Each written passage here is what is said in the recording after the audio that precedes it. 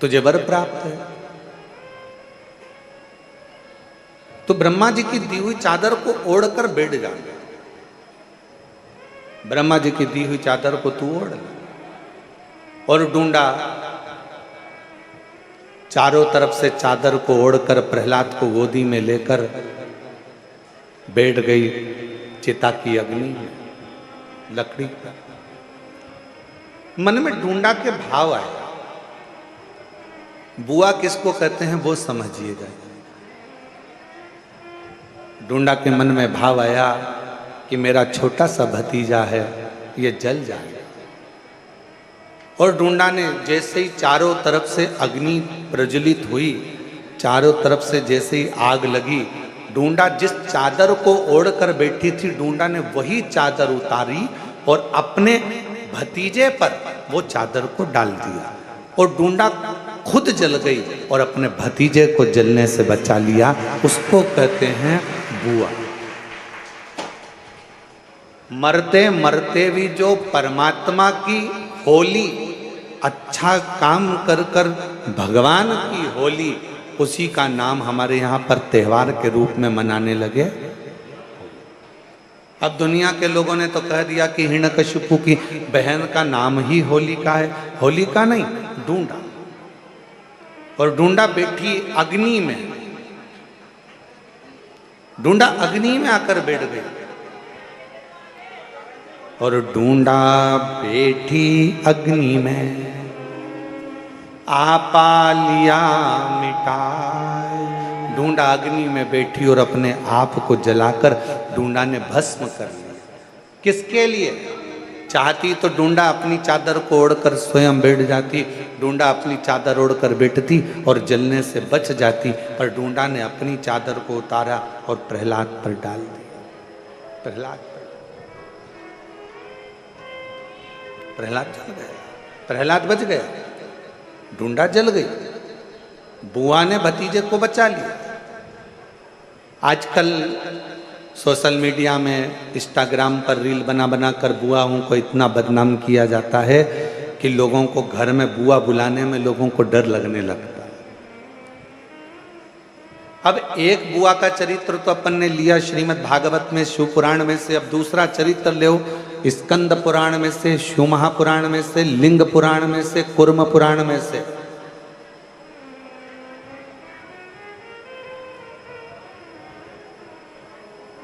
अब दूसरा चरित्र लीजिए।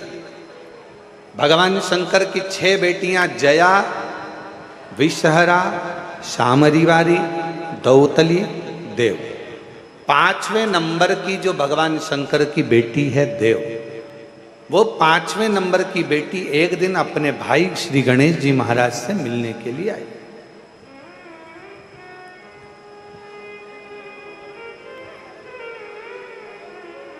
और जब अपने भाई से मिलने के लिए आई तो उन्होंने देखा कि दोनों शुभ और लाभ, ये दोनों विचलित हैं, दोनों स्थिर नहीं हो रहे हैं। दोनों जा रहे आ रहे, फिर आते फिर जाते, फिर आते फिर जाते, थोड़ी देर बैठते फिर चले जाते, दोनों में स्थिरता नहीं बनी।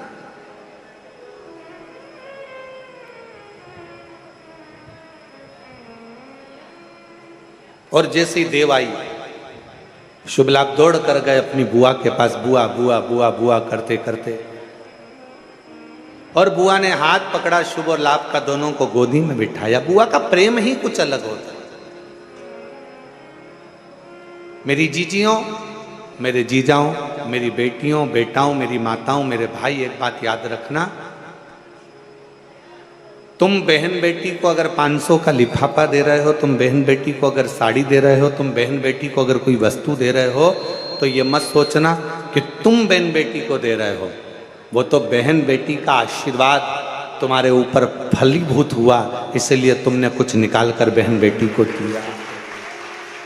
और जितना बहन बेटी को तुम देते हो, उससे दुगना बहन बेटी अपने ससुराल से मायके में लेकर आती है अपने भतीजा भतीजी को देने के लिए, अपने परिवार को देने।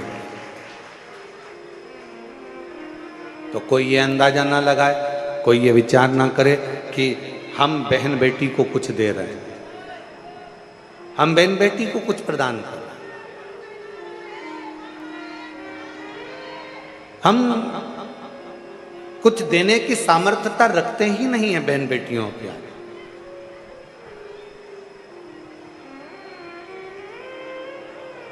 शिव कथा कर रही है, भगवान शंकर का चरित्र कर रहा है। देव ने देखा, भतीजों को गोदी में बिठाया, शुभ और लाभ का चेहरा देव देख रही थी और भतीजे बुआ बुआ कर कर मुंह सुखा रहे थे।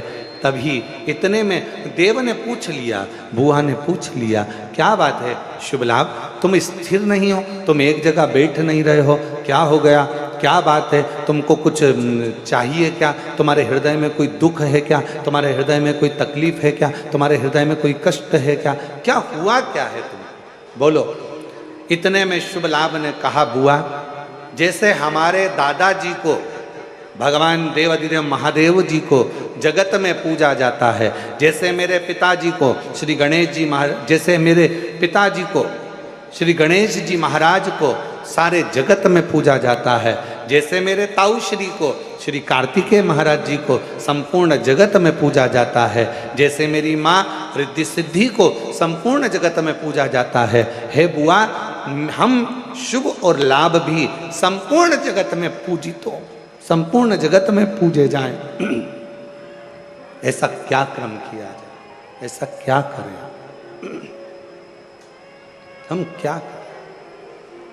तब बुआ ने उसी समय पर, बुआ ने उसी क्षण उसी घड़ी अपने भतीजे शुभ और लाभ से कहा कि तुम्हें चिंता करने की जरूरत नहीं है, आज मैं तुम्हें एक मंत्र प्रदान करती हूँ और उस मंत्र का जाप यदि तुम निरंतर करोगे तो निश्चित है कि तुम एक ना एक दिन शिव की अविरल भक्ति को प्राप्त करोगे दादाजी की, और तुम भी जगत में पूज्य हो जाओगे, ये निश्चित है। अब देखो, भगवान शंकर की कथा कह रही है कि एक बहन बेटी अपने भतीजे को भी संसार में पूजित करने का कार्य कर दे।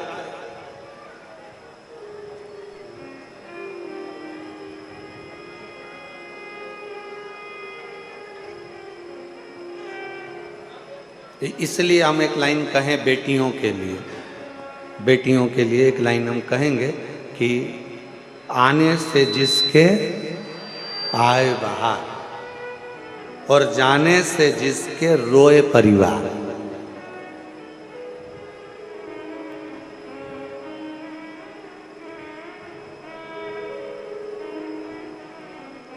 जिसके आने से पूरे घर में खुशियां छा जाए, जिसके आने से पूरे घर में आनंद छा जाए, समझ लेना वो कोई और दूसरी नहीं, घर की बहन बेटियां होती हैं, जिनके आने से शोभा बढ़ती है, जिनके आने से सुख बढ़ता है, जिनके आने से आनंद बढ़ता है, जिनके आने से हमें सुख की अनुभूति होती है, आनंद की अनुभूति होती है, जिसके आने से हमारे चारों तरफ सुख ही सुख समाहित हो जाता है, सुख ही सुख समाहित हो जाता है।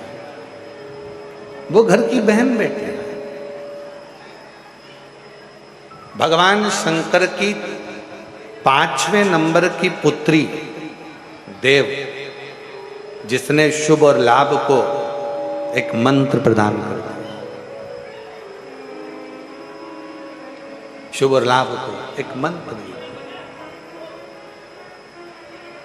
और वो मंत्र कोई दूसरा नहीं है। शुभ लाभ को जो मंत्र दिया वही पंचाक्षर मंत्र भगवान शंकर का नमः शिवाय, ओम नमः शिवाय। उस मंत्र को जब शुभ लाभ को दिया गया, जब शुभ लाभ को प्रदान किया गया, जब मंत्र शुभ लाभ को दिया गया, प्रदान किया गया, उन शुभ लाभ ने वन में निवास कर कर माता रिद्धि सिद्धि को प्रणाम कर कर, श्री गणेश जी महाराज को नमन कर कर उस मंत्र का अखंड जाप करना प्रारंभ किया, अखंड जाप। और शिवाय शिवाय शिवाय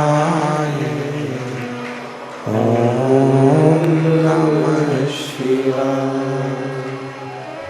शिवाय शिवाय शिवाय ओम नमः शिवाय। मंत्र दिया, पंचाक्षर मंत्र, षडाक्षर मंत्र, पंचाक्षर मंत्र, षडाक्षर मंत्र, मंत्र प्रदान करा और वो मंत्र का जाप करना प्रारंभ किया।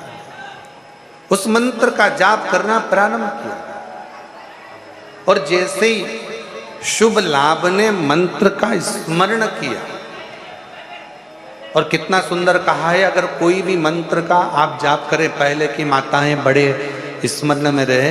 हम आप लोगों को एक बात कहना चाहेंगे, बड़े सावधानी से सुनिएगा कि पहले की माताएं जब पीपल की परिक्रमा करती थीं, तुलसी की परिक्रमा करती थीं, बट वृक्ष की परिक्रमा करती थीं, आंवले के वृक्ष की परिक्रमा करती थीं, जब पूर्व की माताएं किसी भी देवी देवता की परिक्रमा करती थीं, किसी देवता की परिक्रमा करती थीं, या किसी वृक्ष की परिक्रमा करती थीं, किसी मंदिर की परिक्रमा करती थीं, या किसी तीर्थ की परिक्रमा करती थीं, तो माताएं अपने हाथ को कभी खाली नहीं रखती।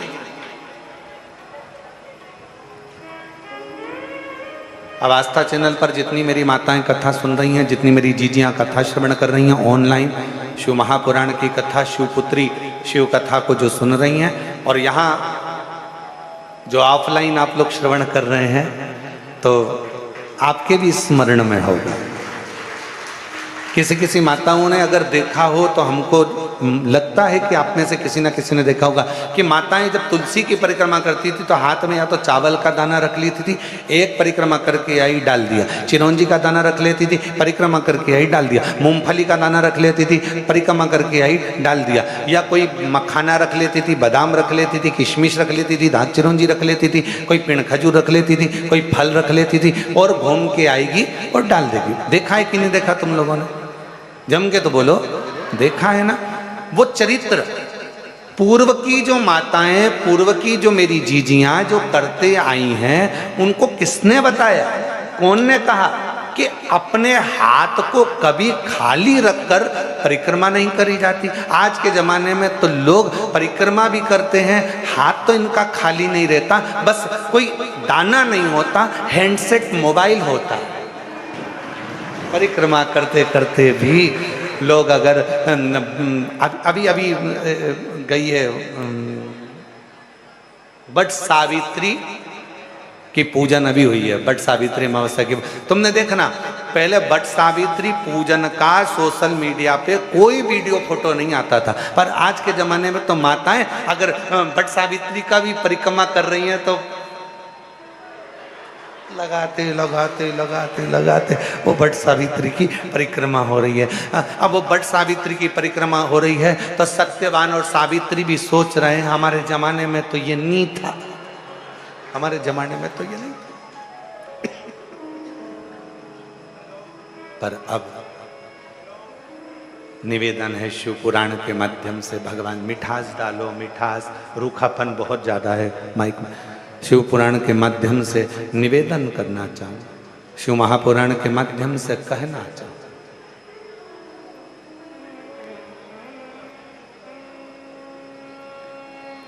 कभी कोई परिक्रमा, कभी भी कोई परिक्रमा खाली हाथ कभी मत करो, कभी। तुलसी जी की परिक्रमा कर रहे हो, हाथ में भले जल का पात्र रख लो। किसी वृक्ष की परिक्रमा कर रहे हो, अपने हाथ में कोई दाना रख लो। कोई परिक्रमा कर रहे हो, अपने हाथ में कोई अगरबत्ती, कोई धूप बत्ती, कोई मालिका रख लीजिए, कोई दीप रख लीजिए, कोई सामग्री रख लीजिए।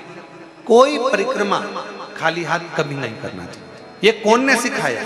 ये सिखाया स्कंद पुराण ने, ये सिखाया शिव महापुराण ने, ये सिखाया हमें लिंग पुराण ने कि भगवान की परिक्रमा करते समय अपने हाथ को भरा हुआ होना चाहिए। भरती क्या थी माताएं? अपने हाथ में गेहूं का दाना रख लेती थी, घूमती एक दाना चढ़ा देती, फिर घूमती और एक दाना फिर चढ़ा देती, फिर घूमती फिर एक दाना चढ़ा लेती। क्यों?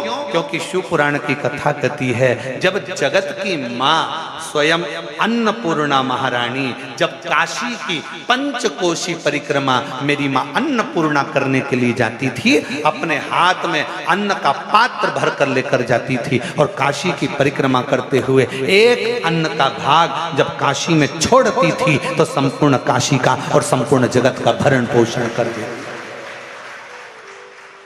संपूर्ण काशी का, संपूर्ण जगत का भरण पोषण मेरी मां कर देती।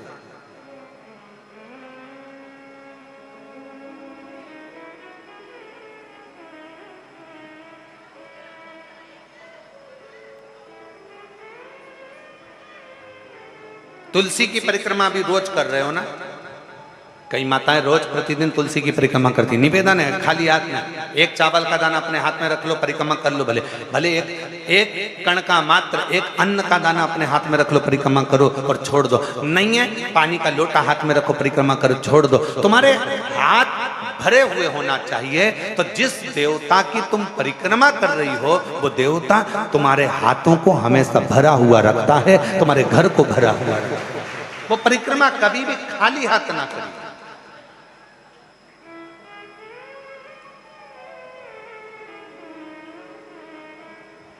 और यदि हाथ में कोई अन्न का दाना नहीं है, कोई सामग्री नहीं है, कोई पदार्थ तुम्हारे हाथ में नहीं है, तो हाथ में तुलसी या रुद्राक्ष की माला रख लो, गौमुखी रख लो और परिक्रमा करते समय वो हाथों से भर कर रख लो। कुछ भी हाथ से भरा होना चाहिए जो परमात्मा की शरणागति का, भगवान की शरणागति का सुख प्रदान करते हैं, जो भगवान की शरणागति का सुख, भगवान की शरणागति के सुख को प्रदान कर,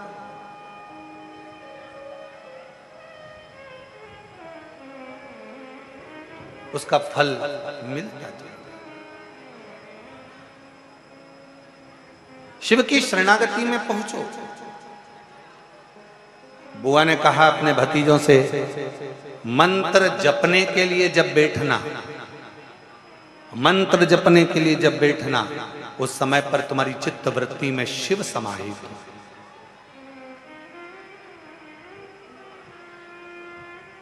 कोई अनुष्ठान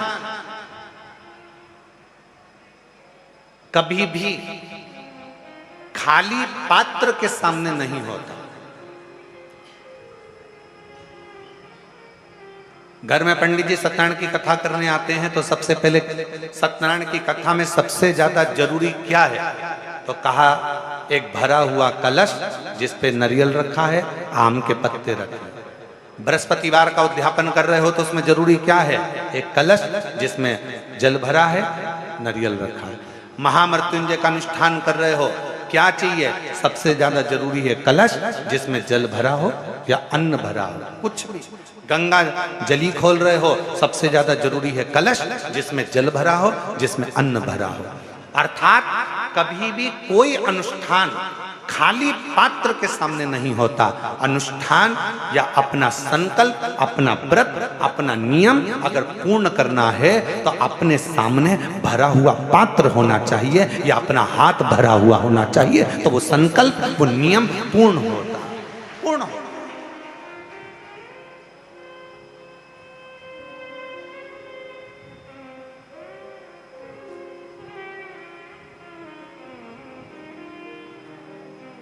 आप भरा हुआ पात्र अपने साथ में रखते हो, महामृत्युंजय अनुष्ठान कर रहे हो, भरा हुआ पात्र तुम्हारे सामने। राहु का जाप करवाया, भरा हुआ पात्र तुम्हारे सामने। ब्राह्मण सबसे पहले अगर अनुष्ठान करेगा तो सबसे पहला काम एक ही करेगा कि पात्र को भर कर रखे।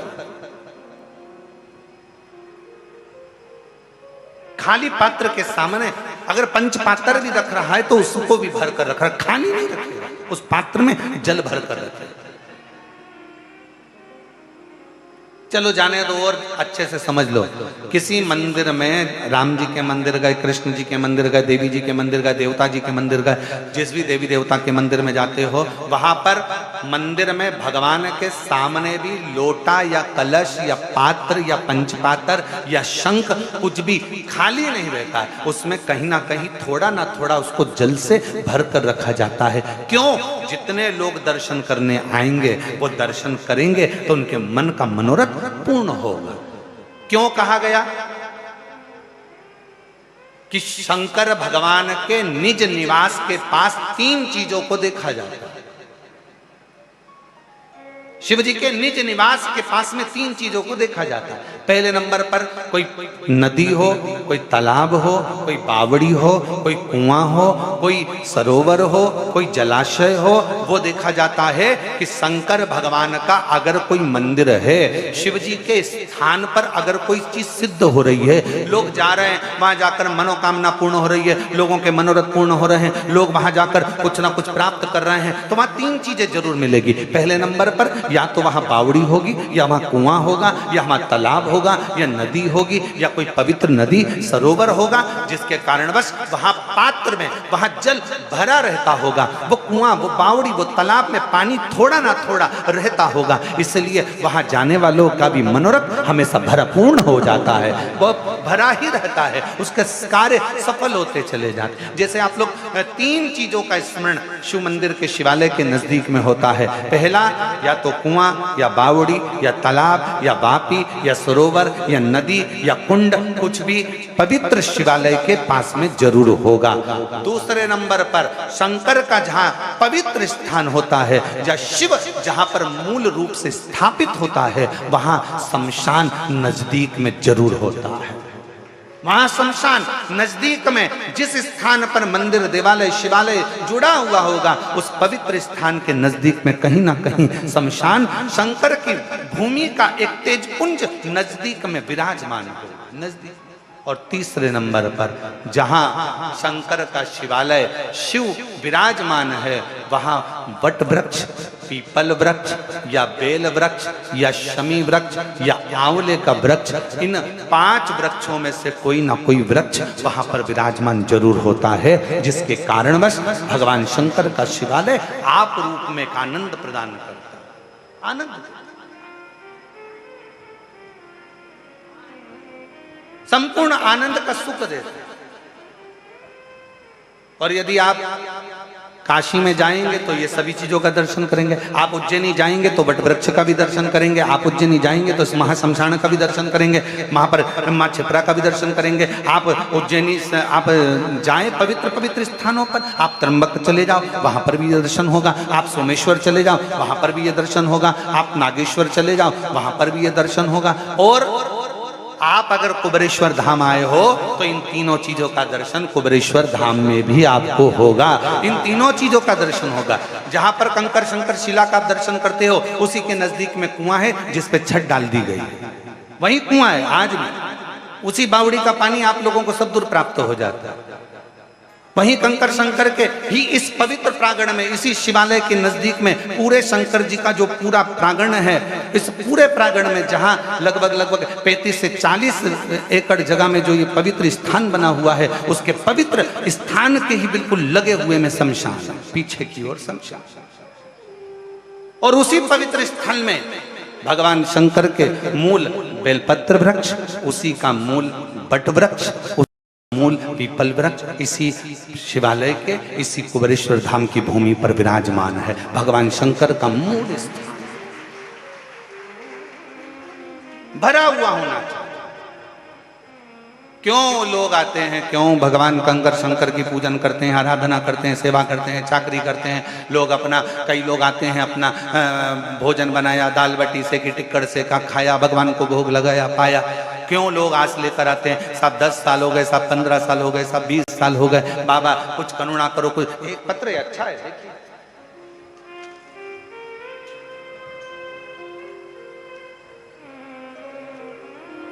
क्यों लोग कामना लेकर आते हैं और वो कामना पूर्ण भी भगवान करते हैं। देखिए एक पत्र अच्छा, मेरा नाम आशा रानी है, गांव, पत्र को आप लोग एलईडी पर पढ़ सकते हैं। मेरा नाम आशा रानी है, गांव फंगतीली, फंगतीली पठानकोट पंजाब की रहने वाली हूँ। मेरा मोबाइल नंबर ये है। कहीं बैठी हो तो हाथ हिला सकती हैं, कहीं बैठी हो तो हाथ हिला सकती हैं, और अगर कहीं पीछे हो तो पीछे के रास्ते से आप आकर बेलपत्र ले सकती हैं। व्यासपीठ के जो पीछे का रास्ता है, यहाँ से आकर बेलपत्र आप ले सकते हो अगर कहीं बैठी हो। मेरा नाम आशा रानी, गांव फंगतीली, पठानकोट पंजाब की रहने वाली हूँ। मेरा मोबाइल नंबर ये है। भोलेनाथ का कितना महिमा का गुणगान करूं गुरुदेव। मेरे जीवन में के लिए भोलेनाथ ने जो किया वो कम नहीं। मेरे पति को 2022 में पेट में दर्द रहता था। हमने चेकअप करवाया तो पठानकोट के जब डॉक्टरों को दिखाया तो पेट में कैंसर बताया गया। जब पेट में कैंसर बता दिया हम तो पूरी तरह से टूट गए। हम हर रोज आपकी कथा सुनना प्रारंभ करें, मंदिर जाते, वहां से बाबा को अपने मन का भाव कहते। मेरी बेटी दिल्ली में रहती है, उसने हमसे कहा बुलाकर कि आओ यहाँ पर AIMS में दिखा देते हैं। हम वहां पहुंचे तो वहां के डॉक्टर ने कैंसर का ऑपरेशन का बता दिया। मेरी बेटी और मैं 2020 से आपकी कथा सुन रहे हैं, टीवी पर सुनते हैं, मैंने आपको कभी नहीं देखा। मेरी बेटी बोली माँ तू चिंता मत कर, तू एक काम कर, पिताजी को यहीं छोड़ और तू बाबा का भजन करने के लिए धाम पर जा। 2-3 महीने बीत गए, बाबा से विनय करते रहे और निवेदन करते करते जल चढ़ाती, बेलपत्र लाकर अपने पति को देती। बाबा के कुबरेश्वर धाम का पूजन करा, निवेदन कर कंकर शंकर का आराधना कर कर चली गई। रुद्राक्ष का जल देना प्रारंभ करा और जल पिलाते। ऑपरेशन की तारीख आ गई, कैंसर का ऑपरेशन होना है जिसकी तारीख आई और तारीख पर हम तैयार होकर ऑपरेशन के लिए वहां ऑपरेशन के लिए गए, एडमिट किया। तभी एक दिन पहले रिपोर्ट फिर आई और रिपोर्ट आई तो बाबा ने क्या करुणा करी, आप स्वयं पत्र में पढ़ सकते हैं कि डॉक्टर ने कह दिया कि इनको कैंसर नहीं है।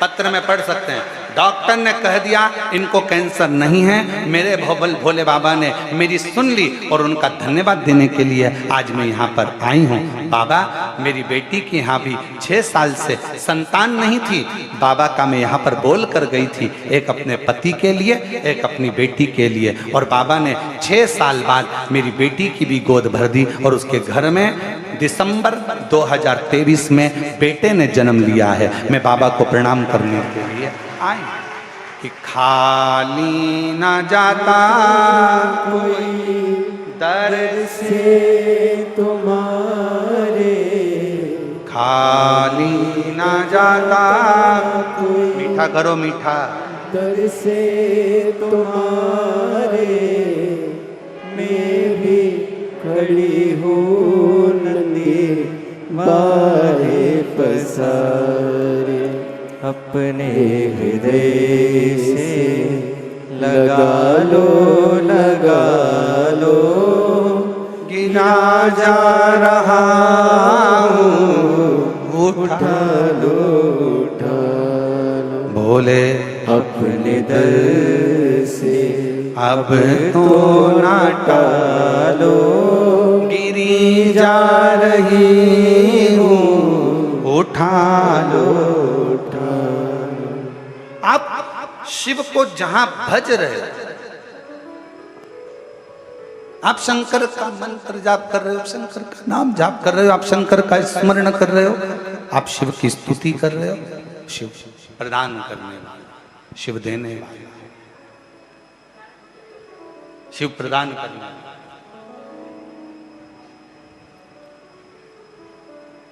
और लुटा दिया भंडार काशी वाले ने कर दिया मारा मान, काशी वाले ने जो जैसी भावना लाया वो वैसा ही फल पाया।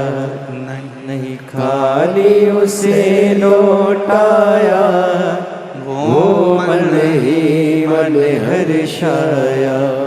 और कर दिया माला माल काशी वाले ने, लुटा दिया भंडार काशी वाले ने। आप जिस भाव से, जिस भावना से, जिस श्रद्धा से, जिस विश्वास से, जिस दृढ़ता से भगवान शिव के मंदिर शिवालय पहुँचते हो, शंकर से अपने मन का भाव कहने के लिए पहुँचते हो, शंकर उस मन के भाव को पूर्ण जरूर करता है, पूर्ण जरूर करता है। कोई अनुष्ठान खाली पात्र रखकर कभी अनुष्ठान नहीं होता है, कभी कोई अनुष्ठान खाली पात्र रखकर नहीं।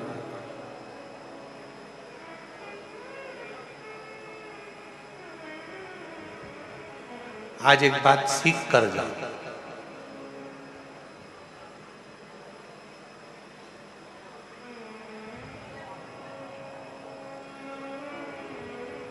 अगर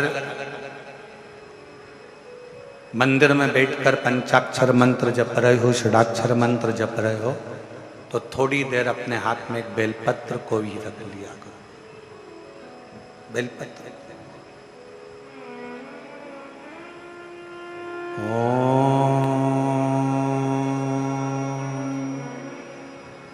नमः शिवाय,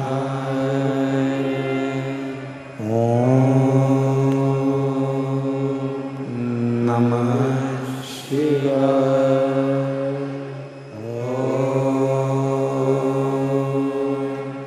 नमः शिवाय, नमः शिवाय। उस बेलपत्र को हाथ में रखकर दोनों हाथों से वंदन कर कर, खाली हाथ नहीं, दिल से प्रार्थना करते हुए, हृदय से विनय करते हुए, निवेदन करते हुए, दिल से प्रार्थना करते हुए, फिर उस बेलपत्र को अपने हृदय की कामना कर कर, विनय कर कर, निवेदन कर कर शिव जी को समर्पित करो, भगवान शंकर को चढ़ाओ। फिर भगवान शिव को वो बेलपत्र समर्पित करो, शंकर जी को वो बेलपत्र चढ़ाओ। कितना कितना खाली नहीं रखना। परिक्रमा कर रहे हो तुलसी जी की, हाथ खाली नहीं रखना, भले माला पकड़ लो, मोबाइल नहीं, मंत्र जाप कर लो। आज के ज़माने में लोगों को माला गिनने में इतनी कठिनाई होने लगी कि लोगों ने आजकल माला जपने की भी बटन आ गई महाराज, बस टिक टिक टिक टिक टिक टिक करते रहते हैं, राधे राधे राधे, हरे राम हरे कृष्ण कृष्ण कृष्ण हरे हरे, हरे कृष्ण कृष्ण कृष्ण राम राम राम राम, शिव जी शिव जी शिव जी, और टिक टिक टिक टिक टिक करते रहते। कौन सा फायदा उससे? वो मशीन से कोई फायदा होने वाला है तुम्हारे जपने से? मन का जब खसकता है, मन का मतलब है ये मन जब एक मंत्र पढ़कर जब खसकता है तो ये मन का जैसा खसकता है वैसे ही मन भगवान शंकर की ओर खसकता है। ये मन खसकता है, पर ना जाने कौन बुद्धिजीवी ने वो बटन बना दी और आज के ज़माने में सबको बेवकूफ़ बनाने में लगा दिया, और वो बटन दे दी, जपते रहो राम राम और बटन दबाते रहो। लोगों ने माला छोड़कर बटन दबाना चालू कर दी और दुनिया उसको बड़ी अच्छी मानने लगी। वीआईपी वीआईपी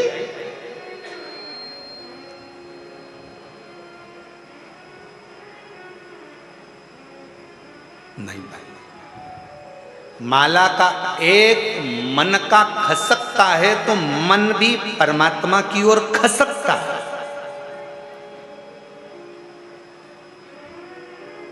और जब सुमरू आता है, सुमेरु आता है और वहां से माला फिर मुड़ जाती है, टर्न हो जाती है, उस समय पर ये मन भी भगवान की अविरल भक्ति की ओर, काम लोभ विषय वासना से दूर हटकर टर्न हो जाता है, मुड़ जाता है। वो मुड़ गए। एक बार पूर्व में अपन ने माला शिव महापुराण की कथा करी है, शायद YouTube पे डली होगी। अगर हो सके जितने लोग आस्था चैनल पर कथा सुन रहे हैं, फेसबुक यूट्यूब पर कथा सुन रहे हैं, उनसे निवेदन, एक बार माला शिव महापुराण की कथा को जरूर सुनना। यूट्यूब पे सर्च करना, फ्री टाइम मिले तो थोड़ा सुनना। उसमें माला की महत्वता बताई। तुलसी की माला, हल्दी की माला, कमलगट्टे की माला, पुष्प की माला, वैजंती की माला, रुद्राक्ष की माला, सारी मालाओं का वर्णन उसमें किया गया और किस तरह से माला जपना है और कैसे माला जपना है, उस तक का वर्णन माला शिव महापुराण की कथा में किया गया। पर ना जाने कौन की बुद्धि फिरी, उनने बटन लाके दे दी, दबाते रहो, टिक टिक करते रहो, दबाते रहो, राम राम राम राम राम राम राम, शिव शिव शिव शिव, कृष्ण कृष्ण, राधे राधे राधे। अब भगवान भी सोच रहे हैं सब कुछ मशीन से हो रहा है तो हमारी भी जरूरत क्या है। जब तुम्हारा दुख आए तो किसी मशीन को पकड़ कर लिया ना, वो तुम्हारा दुख काट देगा। फिर माला और मनके की जरूरत क्या पड़ गई? फिर क्यों इस माला की जरूरत, क्यों इस मनके की जरूरत? मन का जब खसकता है तो मन को खसका देता है। सुमेरु जब मुड़ता है, माला जब मोड़ लेती है तो इस मन को मेरे शिव के चरणारविंद की ओर मोड़ देती है, मोड़ देती है।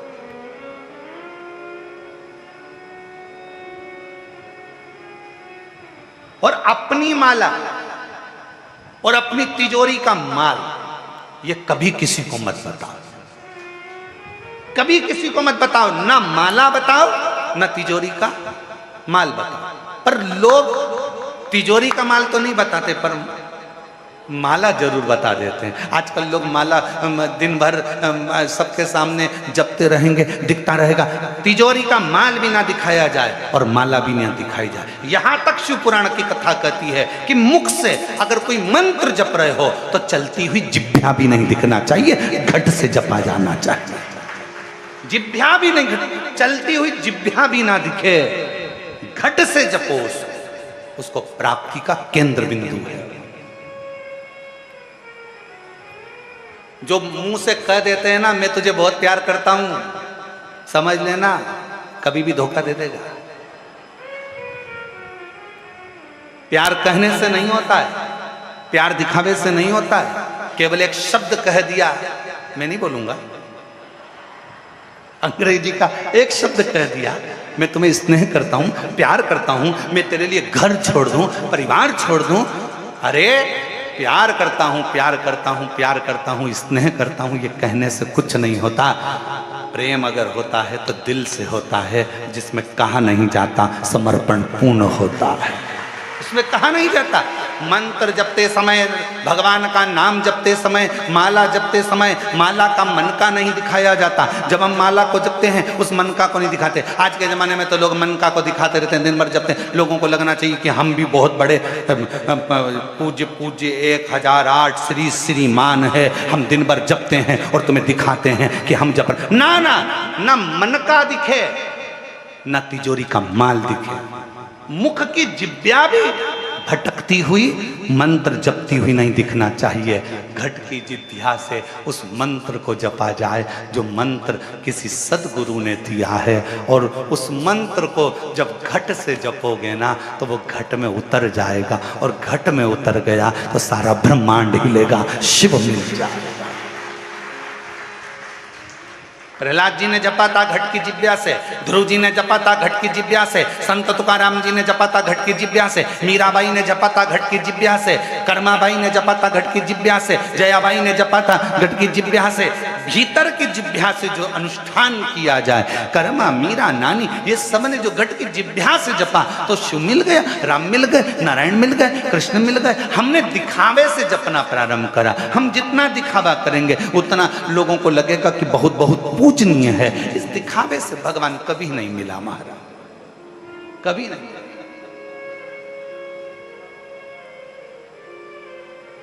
मन चंगा, आपको मालूम है? जरा बोलो जम के, मन चंगा तो कठोते में गंगा। सामने गंगा जी बह रही थी, जाओ ये पानी भर लाओ और धो लो चरण। केवट से कहा मेरे राम जी ने। केवट कहता नहीं नहीं नहीं, घर जाऊंगा, कठोता लाऊंगा, पानी भी घर से लाऊंगा, क्या पता केवट ने भी शिवपुराण सुन रखी थी क्या। घर से पानी लाऊंगा, घर का जल लेकर आऊंगा, यहां का जल नहीं। ऐसे तो तुम ही चले जाओ नदी में और पानी पांव धोकर आ जाओ।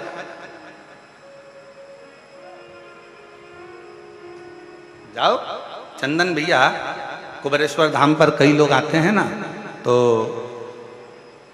जो अपने अपने घर से आते हैं ना, तो बोतल में पानी भी लाते हैं। और इसमें से कई मेरी चतुर चतुर जीजियां बैठी होंगी, कई जीजा बैठे होंगे। कौन कौन लेके आया था? ये देखो, ये हाथ उठे, इनको देखो जरा, हाथ उठाओ जरा, कौन कौन लेके आए थे अपने घर से पानी? ये देखो। और सब कहीं ना कहीं से आए होंगे, कोई उत्तर प्रदेश से आया होगा, कोई, जरा दो चार बोलो कहाँ कहाँ से आए हो तुम लोग? ये देखो, कोई कहे भोपाल, कोई बिहार, कोई लखनऊ, कोई कानपुर। हाँ आ गई आवाज, आ गई, धर लो धर लो धर लो, बाकी धर लो। तो ये कहीं ना कहीं से आए, बोतल में पानी ला। इनको मालूम है मन चंगा तो कठोते में गंगा। भले कुबेरेश्वर धाम पर ढेर जल होगा, पर हमारे घर का जल, वो कहते हैं ना, सुदामा जब जा रहे थे तो सुशीला ने तंदुल दिए थे पल्लू में बांध कर। तंदुल को भगवान ने पा लिया, पर भाभी की साड़ी का पल्लू भगवान देखते रह गए, इतना झरझर था वो भाभी का पल्लू। उसी तरह शास्त्र कहता है, जब हम अपने घर से जल लेकर शिवालय तक जाते हैं, शंकर को समर्पित करते हैं, तो शंकर तुम्हारे घर के जल की तरंगों से समझ जाता है कि तेरे घर में तकलीफ कितनी चल रही है, कितना दुख है, कितना कष्ट है, कितना कितना दुख तेरी जिंदगी में चल रहा है, वो जल से समझ जाता है। क्यों? लोग कहते हैं महाराज जी एक लोटे जल से ऐसा क्या है, एक लोटे जल में ऐसा क्या है जो दुनिया के लोगों पहले चढ़ाते थे और आज के अंतर, आज के समय में लोग घर से जल लेकर जाते हैं और उनका दिन पलटते जा रहा है। उसका कारण क्या है? क्योंकि भगवान तुम्हारा जल देखकर ही तुम्हारा कल बदल देता। मेरा शंभू जल चढ़ाया और तुम्हारा कल बदला।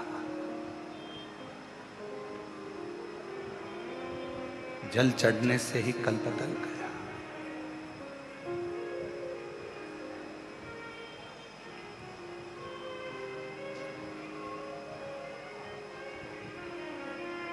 और वो जल,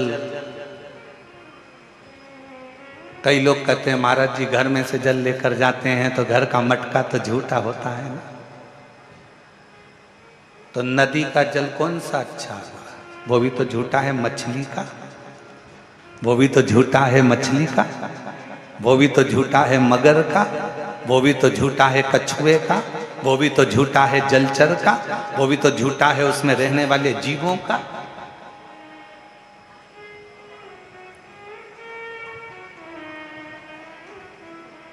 तेरी पूजा में जल ले आई, उसे मछली भी झूठा कराई। तेरी पूजा में जल ले आई, उसे मछली भी झूठा कराई। जल कैसे चढ़ाऊं भोले कैसे जाऊं महादेवा, भोले कैसे करूं तेरी सेवा।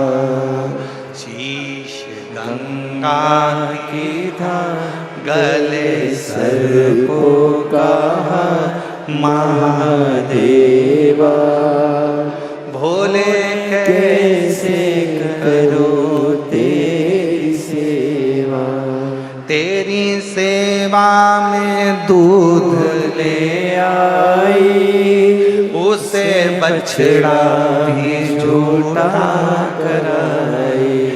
दुनिया में जितना भी गाय का दूध बाजार में बिकता है, जितना भी दूध बाजार में बेचने के लिए आता है, पहले दूध निकालने से पहले गाय के बछड़े को छोड़ा जाता है। बछड़ा जब तन को दूध का निकालने के लिए मुख लगाता है, तब बछड़े को हटाकर गाय का दूध निकाला जाता है। वो गाय का दूध भी तेरी सेवा में दूध ले आई, उसे बछड़ा भी झूठा कराई।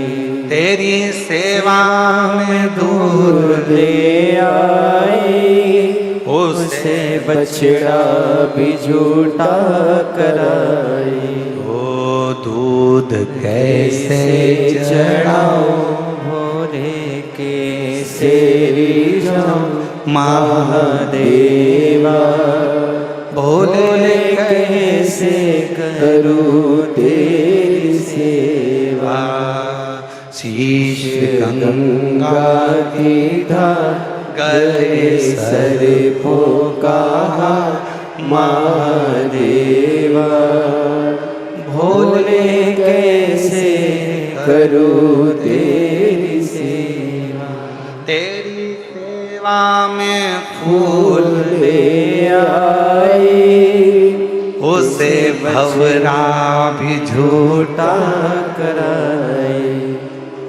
तेरी सेवा में फूल ले आई, उसे भवया भी झूठा कराई। फूल कैसे चढ़ाऊं, भोले कैसे जाऊं महादेवा, भोले कैसे करूं तेरी सेवा। जल चढ़ाया झूठा था, दूध चढ़ाया बोलो जम के बोलो झूठा था, फूल चढ़ाया झूठा था। और कितना सुंदर चरित्र शास्त्रों में लिखा है, फूल धोकर चढ़ाया तो भगवान स्वीकार ही नहीं करता। अब जरा विचार तो करो जरा, अगर बगीचे में से फूल को तोड़ा गया और उसको धोकर भगवान को चढ़ाया तो भगवान कभी स्वीकार नहीं करते, ये शास्त्र कहता है। इसलिए फूल को धोया कभी नहीं जाता। जैसे ही डाली पे से फूल टूट के आया तुम भगवान को चढ़ा, पर फूल को घर में लाने के बाद तुम धोगे, पानी छीट कर साफ करोगे और फिर भगवान को चढ़ाओगे तो समझ लेना फूल भगवान स्वीकार नहीं कर, फालतू की बात। जैसा है वैसा देव, तुम्हारे जैसे नहीं। नहाए तो खूब साबुन से मल मल कर और मालूम पड़े मन रह गया बेकार और सोचो कि भगवान कर ले स्वीकार, ये कभी नहीं हो सकता। फूल और मनुष्य एक जैसा होना चाहिए कि फूल जैसा दिया वैसा भगवान को दिया। इसमें स्नान नहीं कराना, उसी तरह मन भगवान ने जैसा दिया वैसा भगवान को प्रदान कर दो, वो उसका। इसमें दिखावा नहीं होना चाहिए, दिखावा नहीं।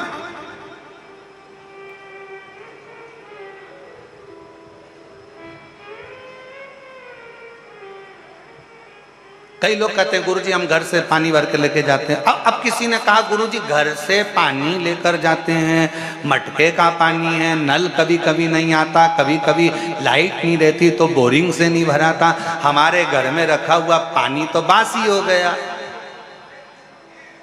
थोड़ा ध्यान देना, पानी तो बासी हो गया। शास्त्र कह रहा है, शिव चरित्र कह रहा है, भगवान शंकर की कथा कह रही है, वायु, अग्नि, जल, पृथ्वी, आकाश कभी बासी नहीं होता, वो हमेशा ताजा की ताजा ही रहता है। अब तुम बीमार पड़े हो, हॉस्पिटल में पड़े हो और वो ऑक्सीजन की मशीन लाके तुम्हारे मुंह में लगाया, अब उससे कह दो ये तो कल की है, बासी है, मैं नहीं लगाऊंगा, दूसरी ला। अब वो कहेगा मशीन है रे, ऑक्सीजन की, बासी मासी नहीं है, हवा चाहिए, यहाँ तो प्राण चाहिए, जीवन चाहिए। और तुम तुम्हारे घर में बैठो और घर में बैठे बैठे कह दो आज मैं कल की वायु है इसलिए नाक में से मैं वायु लूंगा ही नहीं, ये तो बासी है। ताजी लूंगा, इतने में तो निपट जाएगा। राम नाम सत्य हो गया। वायु बासी नहीं होती। अब मालूम पड़े प्यासे थे, अंतिम क्षण हो गया, मर रहे हो, प्राण छूट रहे हैं, इतने में किसी ने कह दिया 2 बूंद पानी पिला दो, जल्दी से होश आ जाएगा। और पास में पड़े हुए लोटे में, कल का है, मत पिलाना मेरे को, कल का बासी है, ताजा पिलाओ, ताजा। अब मालूम पड़े कुआं खोदने गए, पावड़ी पे गए, नल में गए और पानी लेके आए, इतने में निपट गए। और फिर हम सबसे कह रहे, हमारे काका जी तो हमेशा ताजा यूज करते थे, ताजा, इसलिए बासी पानी भी नहीं पिए, निपट गए। ए भैया, ऐसी लंबी नाक मत लगाना ताजी और बासी की। मेरे शंकर भगवान नहीं कहते कि ये बासी है। अग्नि ताजी है, बासी है, मत देखो। अग्नि, जल, वायु, पृथ्वी, आकाश, ये सब हमेशा ताजे की ताजे रहते हैं, भगवान को समर्पित हो सब। पृथ्वी कभी बासी नहीं होती, अग्नि कभी बासी नहीं होती, जल कभी बासी नहीं होता, आकाश कभी बासी नहीं होता, वायु कभी बासी नहीं होती, वो ताजी है, ताजी। पर ना जाने कौन कौन से ऐसे नियम लागू कर देते हैं लोग बाग।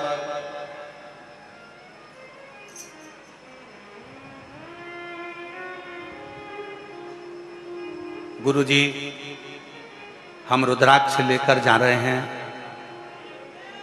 रुद्राक्ष को कहां कहां पर पहन के नहीं जाए, कहां कहां पर पहनकर नहीं जाए। शिव महापुराण में लिखा है, ये पूछो कि रुद्राक्ष कहां कहां तक पहनकर जाएं। नहीं का शब्द ही नहीं है शिव पुराण में। हम तो यहां तक कहेंगे ऊपर भी जाओ तो पहन जाओ, यहां तक का शास्त्र कह रहा है रुद्राक्ष पहनो तो जहां तुम्हारी मर्जी पड़ जाए, जहां तुम्हारा दिल कर जाए वहां पहनकर चले जाओ। उतारना तो नहीं पड़ेगा, नहीं।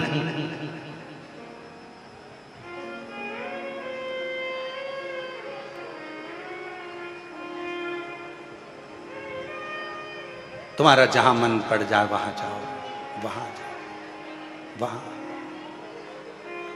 और शंभु शरण पड़ी मांगू घड़ी ने घड़ी, दुख काटो दया करी दर्शन आपो। तुम्हारा जहां दिल कर जा। फिर किसी ने पूछा, गुरुजी हम भगवान को जल चढ़ाएं, बासी नहीं होता जल, याद रखना, बहुत ध्यान से रखना इस बात को। रुद्राक्ष जहां तुम्हारी मर्जी पड़े, तुलसी की माला जहां तुम्हारी मर्जी पड़े, तुलसी रुद्राक्ष कभी बासी नहीं होता, कभी बेकार नहीं होता,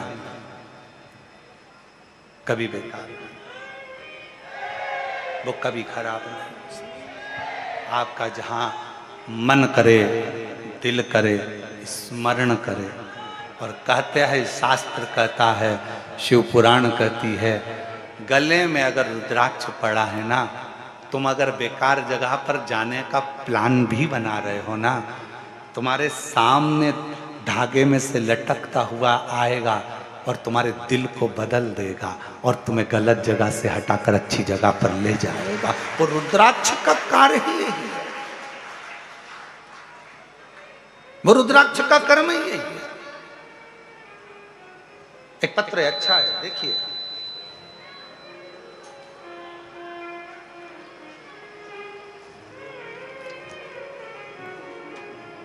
मेरा नाम रामशिला, स्वर्गीय अरविंद राय जी की पत्नी हूँ, वेदव्य हूँ, जिला छिंदवाड़ा, गांव सोनपुर, हाई 10 मल्टी। मेरा मोबाइल नंबर ये है, कहीं बैठी हो और अगर आई हो तो आ जाइए, बेलपत्र ले जाइए। गुरुजी, कुबरेश्वर धाम की महिमा का मैं क्या वर्णन करूं गुरुदेव। मेरे ऊपर 5 लाख रुपए का कर्जा था गुरुदेव।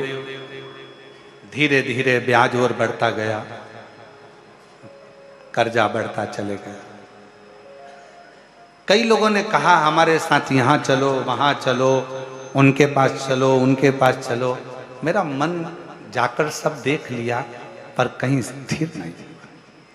जितने भी मिले सब ऐसे मिले कि कहीं ना कहीं और कर्जे की ओर डूबते चले गए, ब्याज बढ़ता गया। अब करें क्या? किसी से सुना था कि कुबेरेश्वर धाम सीहोर जाओ, वहां पर सीहोर कुबेरेश्वर धाम सीहोर जाओ, वहां एक लोटा जल चढ़ाओ। फिर जब मैं उनके कहने पर सीहोर आई तो मैंने पहली बार नवंबर 2021 में यहां पहुंची और बाबा की कथा को सुना। गुरुदेव बाबा से विनय करी, बाबा कर्जा बहुत है, आप अगर मेरा कर्जा चुका दोगे ना बाबा, मैं पंडाल में बैठकर कथा का रसपान करूं। गुरुदेव 1 घंटे की कथा इसी कुबेरेश्वर धाम की भूमि पर मैंने सुनी। फिर मैं कावड़ में आई, बाबा की कावड़ बढ़ी, कंकर शंकर पूजन करी, बाबा को जल चढ़ाया। गुरुजी मेरे 2 बच्चे हैं, उनकी कोई कमाई का स्रोत नहीं था। आप कहते हो ना कि बाबा से बस केवल दिल से कह दो, बाबा सुनेगा, सब कुछ करेगा। और तभी बाबा ने ऐसी कृपा करी कि मेरे दोनों बच्चों की नौकरी मेरे बाबा की कृपा से लगवा गई। मेरे दोनों बच्चों की नौकरी लग गई। बाबा की कृपा से धीरे धीरे जिस जगह से कर्जा लिया था वहां से 3 लाख रुपए का कर्जा उन्होंने माफ कर दिया और कर्जा माफ हुआ। 2 लाख का कर्जा मात्र रह गया। तब मैंने भोपाल में जाकर आपकी कथा, रायपुर की कथा, 3 पंडाल सुनी, बाबा से विनती करती रही और आज बाबा की कृपा से पूरा कर्जा मेरे बाबा ने चुका दिया, मेरे बच्चों की नौकरी लगा दी और बाबा की कृपा से आज मेरे बाबा ने मेरा हाथ पकड़ लिया। मैं बाबा को यहाँ प्रणाम करने आई हूँ। आइए पधार। एक लाइन अच्छी है, आप रंगुन बना लेते हैं। खाली न जाता कोई दर से तुम्हारे, खाली न जाता कोई दर से तुम्हारे, मैं भी खड़ी हूँ नंदी बाहे फसारे। अपने हृदय से लगा लो गिरा जा रहा हूँ, उठा लो। मिठास करो मिठास। भोले अपने दर से अब तो न टालो, गिरी जा रही हूँ, उठा लो। भोले अपने दर से अब तो न टालो, गिरा जा रहा हूँ, उठा लो। और लुटा दिया भंडार काशी वाले ने, कर दिया माला माल काशी वाले ने, लुटा दिया भंडार काशी वाले ने, कर दिया माला माल काशी वाले ने, लुटा दिया भंडार काशी वाले ने, लुटा दिया भंडार काशी वाले ने, ओ लुटा दिया भंडार काशी वाले ने, ओ लुटा दिया भंडार काशी वाले ने, ओ कर दिया माला माल काशी वाले ने, लुटा दिया भंडार काशी वाले ने, लुटा दिया भंडार काशी वाले ने, कर दिया माला माल काशी वाले ने।